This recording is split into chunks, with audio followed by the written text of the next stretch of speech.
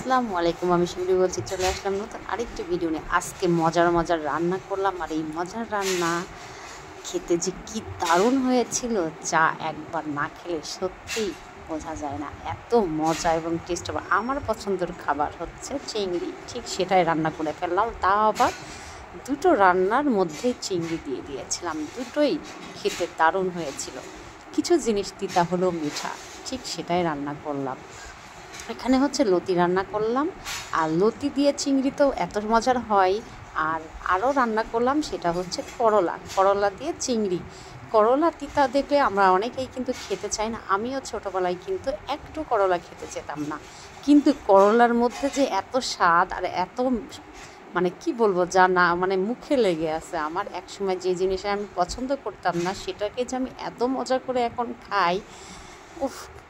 যাই হোক, এখানে লতিটা সুন্দর করে মশলাটা কষিয়ে নিলাম। কষানোর পরে লতি রান্নাটা করে ফেলছি চিংড়ি দিয়ে। বাকি কিছু চিংড়ি রেখে দিয়েছিলাম, সে চিংড়িগুলো ছোট ছোট করে কেটে নিয়েছিলাম। নেওয়ার পরে আমি হচ্ছে চিংড়িগুলো তেলের মধ্যে একটুখানি ভেজে নেব। ভেজে নেওয়ার পরে তারপরে করলার সঙ্গে দিয়ে দেব। আর এটাও কিন্তু খুবই মজার হয়েছিল। আর করলা ভাজিটাতে চিংড়ি দেওয়ার পরে তার স্বাদটা যে একদমই চেঞ্জ হয়ে গিয়েছিল, না খেলে বোঝা যাবে না। যারা দেখবেন তারা আবার বলবেন যে হ্যাঁ, আপনার রান্নাই শুধু মজার হয়, এই হয় সেই হয়। আসলেই সত্যি অনেক টেস্ট হয়েছিল। আর আমি যে মানুষ ভাত একদমই কম খাওয়ার চেষ্টা করি, সেই মানুষই আজকে 2বার খেয়ে ফেলছিলাম এই করলা ভাজির কারণে। যাই হোক, করলা ভাজিটা এই গরমের সিজনে কিন্তু করলা ভাজিটা বেশি বেশি খাওয়া উচিত। আর করলা এটা যেভাবেই এখন ভাজি করি না কেন, এটা একটা তিতাও হয় না যদি এভাবে ভাজা যায়। আর একটু পেঁয়াজ বেশি দিলে করলা ভাজিটা আমার কাছে আরও বেশি মজা লাগে। আর করলা ভাজির সঙ্গে একটু আলু যদি থাকে তাহলে তা আরও ভালো লাগে, তার জন্য আলুটাও আমি দিয়ে দিয়েছিলাম। আর এটাকে আমি একদমই লাস্টের দিকে মানে নাড়তে নাড়তে একটু ভাজা ভাজাই হয়ে গিয়েছিল। আর চিংড়ির ফ্লেভারের কারণে করলা ভাজির স্বাদটা দ্বিগুণ দ্বিগুণ বেড়ে গিয়েছিল। আর আপনাদের কাছে কেমন লাগে করলা ভাজি আর লতি তরকারি, কমেন্টস করে অবশ্যই জানাবেন।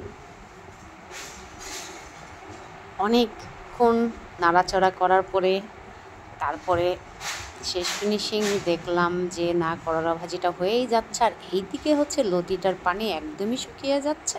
আর একটু পানি শুকিয়ে গেলেই নামিয়ে দিতে হবে, কারণ লতিতে কিন্তু ঝোল থাকলে ভালো লাগে না।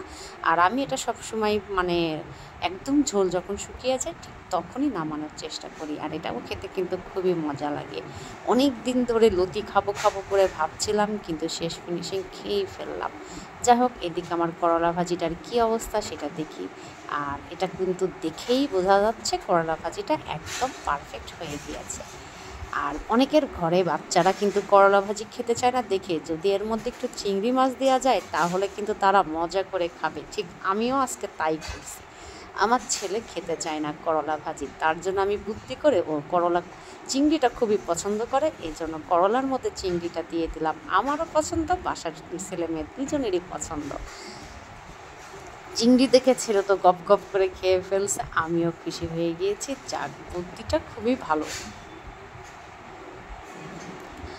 আর বাটিতে বেড়ে নিচ্ছি। নেওয়ার সময় ভাবছিলাম কখন ভাত খাবো কখন ভাত খাবো। শেষ ফিনিশিং সত্যি আমি আর ধৈর্য ধরতে পারিনি, আজকে সব কিছু ছেড়ে খেয়ে ফেললাম। আর এদিকে লতি তরকারিটা একদমই হয়ে গেছে, এটাও সুন্দর করে বেড়ে নিচ্ছি।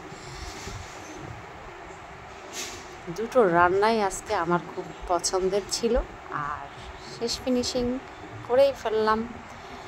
আজকের মতো এখানেই বিদায় নিব। সবাই ভালো থাকবেন, সুস্থ থাকবেন।